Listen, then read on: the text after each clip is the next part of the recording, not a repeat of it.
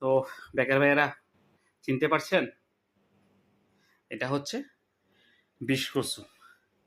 আমরা যারা নোয়াখালী লোক আছি, আহ, ভাদ্র মাসে অমাবস্যাতে অনেকেই কচু আমরা খাই। তো যেহেতু এখন ত্রিপুরাতে ভয়াবহ একটা বন্যা পরিস্থিতি তৈরি হয়েছে, অনেকের ইনকাম রোজগার অনেকটা কমে গেছে। তো এই কচু কিন্তু নষ্ট হয়নি।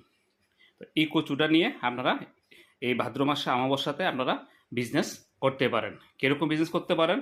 কারণ এই কচু কাটতে অনেকের খুবই অসুবিধা। তো এই কচুটাকে যদি আপনি কাটতে পারেন, প্রসেসিং করতে পারেন, তাহলে সুন্দর করে একটা পলি ব্যাগের মধ্যে, পলিথিনের মধ্যে, পিপি প্যাকেটের মধ্যে প্যাকেট করে আপনারা এটাকে বাজারজাত করেন। করলে দেখবেন 50 টাকা বা 100 টাকা করে আপনার এই প্যাকেটগুলা বিক্রি করতে পারবেন। তো এটা একটা খুব ভালো বিজনেস বন্ধুরা, আমি আপনাদেরকে শেয়ার করলাম। আপনারাও দেখে ভাববেন এবং বিজনেসটা করার চেষ্টা করবেন।